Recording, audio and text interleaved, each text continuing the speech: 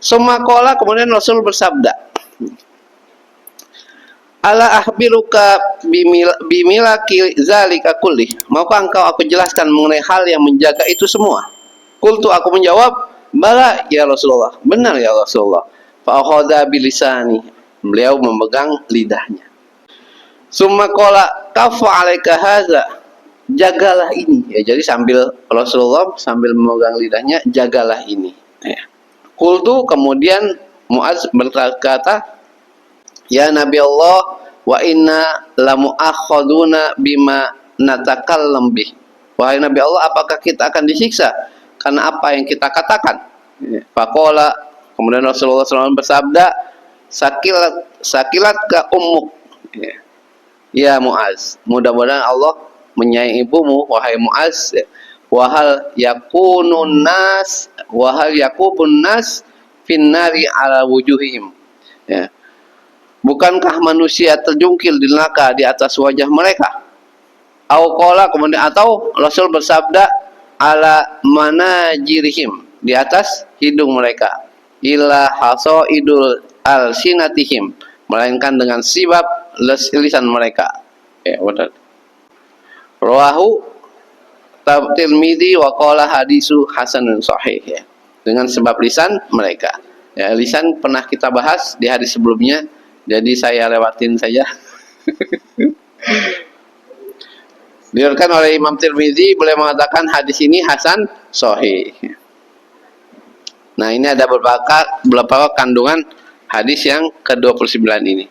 Yang pertama, perhatian sahabat yang sangat besar untuk melakukan amal yang dapat memasukkan mereka ke surga. Yang kedua, amal perbuatan merupakan sebab masuk surga jika Allah menerimanya. Ketiga, mentauhidkan Allah dan menunaikan kewajiban adalah sebab masuknya seorang ke dalam surga. Keempat, sholat sunnah setelah sholat fardu merupakan sebab kecintaan Allah Ta'ala kepada hambanya. Yang kelima, bahaya lisan dan perbuatannya akan dibalas dan bahwa dia akan mencapakan seseorang ke neraka karena lisannya atau ucapannya. Baik, kita langsung saja masuk ke sesi tanya jawab. Bila ada pertanyaan, monggo ditanyakan. Atau ada tambahan dan sebagainya, silakan. Assalamualaikum warahmatullahi wabarakatuh. Ditunggu-tunggu tidak ada yang tanya. Ustadz Rehan mengatakan, saya mencoba untuk bertanya. Tadi di awal bahwa seolah-olah Ustadz menggambarkan kondisi eksklusivismenya, bahwa di surga itu lebih eksklusif.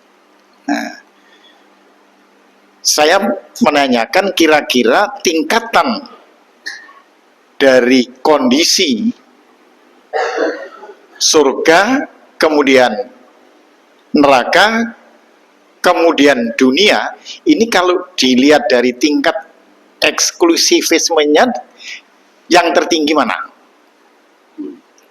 Karena tadi kalau tidak salah Ustadz menyampaikan bahwa di surga itu sudah ada kamar-kamarnya, kamar klaster, kamar RSS. Nah, itu saya nggak terima. Ya kok emperan banget di surga gitu ya, ya kan? Ini kan boleh Ustadz ya, boleh. Karena di dunia saja itu yang eksklusif itu adalah biasanya tempat-tempat ya perhotelan gitu kan, pun itu ada bintang 1, bintang 2, bintang 3 sampai bintang 5 itulah. Nah, bintang 7 itu puyeng. nah kira-kira kalau dilihat dari contoh-contoh tadi yang Ustadz sampaikan, itu tingkatan eksklusifnya antara surga, kemudian neraka, kemudian dunia, itu urutannya yang tertinggi yang mana? Itu yang pertama. Yang kedua, bahwa tentang surga dan neraka bagi manusia, itu tadi Ustadz menyampaikan sudah ditentukan gitu ya. Kalau memang kita menjalankan suatu kegiatan atau suatu ikhtiar yang memang mendukung ke arah surga, maka akan dipermudah. Nah, kemudian kalau kita sudah melakukan ikhtiar untuk neraka, kalau memang sudah itu tujuannya ke neraka, maka juga akan dipermudah. Nah, sekarang pertanyaan saya, sebenarnya manusia itu ditentukan surga dan neraka dari awal atau bagaimana, Ustaz? Ini pertanyaan yang kedua. Yang ketiga nih yang agak berat. Tadi tentang pintu yang bisa membuka untuk masuk surga. Itu ada pintu dari puasa, kemudian yang lain-lain. Nah, sekarang kedudukannya bahwa kewajiban itu yang mengantarkan kita untuk bisa masuk ke dalam surga, apakah puasa yang lebih utama atau kisos yang lebih utama? Karena kalau dari ayatnya itu kisos lebih dulu, baru puasa. Saya pikir tiga aja dulu, Ustaz, nanti tambah lagi. Assalamualaikum warahmatullahi wabarakatuh. Ada 3 pertanyaan, Tat. Monggo. Silakan. Kita mau jawab. Monggo. Eksklusivitas ya. Eksklusivitas itu hanya ada di dunia, Pak ya. Jadi kenapa seorang eksklusif itu kan karena memang berbeda-beda ya, berbeda. Kemudian seorang merasa dirinya berbeda dengan orang lain ya. Jadi kayak klaster, rumah klaster, karena dia tidak mungkin gue beda nih sama lo gitu ya. Nah, di surga nggak ada kayak gitu, Pak. Karena sebelum masuk surga itu di kontoroh namanya, itu dihapuskan semua hasad, iri dan dengki. Jadi ketika masuk surga, rasa iri, dengki, hasad itu nggak ada lagi. Maka nanti misalnya Pak Subuh masuk surga, ya, kemudian melihat, insya Allah, melihat saya istanya lebih tinggi, nggak ada tuh rasa iri dari Pak Subuh, ya. Dan saya juga nggak mengenyek ya Pak ya, gitu. Wah, lu kok dapatnya gitu, enggak? Karena itu semua dihapuskan sebelum masuk surga. Maka nanti orang di surga itu mereka saling berkunjung, ya. Kemudian salamun alaikum, omongannya tidak lepas dari perkataan baik, ya. Tidak ada hal-hal yang kotor. Kita bercengkrama, Pak, ya. Di surga itu, ya kalau saya kan menurut bayangan ya, karena surga itu la ainun ra'at wala udhunun sami'at wala khatari qalbil basar. Sesuatu yang tidak pernah terlihat mata, tidak pernah terdengar oleh telinga, tidak pernah terbentik dalam hati seorang manusia. Jadi jauh. Kalau kita bayangin, oh masih lebih jauh itu. Tapi memang saling berkunjung, kemudian menanyakan kabar, kemudian bersenda, gurau, menikmati, dan tidak ada rasa hasad dan iri dengki. Maka tidak ada eksklusivitas di surga. Seperti itu, Pak Subo. Di dunia ada eksklusif, di surga tidak ada hal tersebut. Yang kedua, apakah kita sudah ditentukan, ya, surga atau neraka? Itu kan ilmunya Allah, ya. Kita nggak tahu, ya. Nah, makanya kalau kita nggak tahu, kita nggak usah pikirin, ya. Tugas kita adalah beribadah. Kalau kita beribadah, niscaya Allah mudahkan, karena itu yang dihisab. Ya. Jadi sama dengan rezeki, kita kan nggak tahu kita ditentukan kaya atau miskin.